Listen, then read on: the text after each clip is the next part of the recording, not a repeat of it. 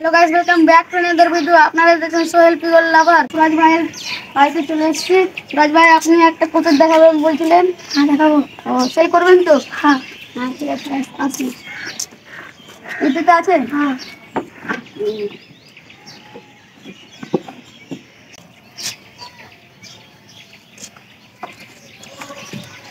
এই কবুতরটা একদম সাদা, নিচপুটি,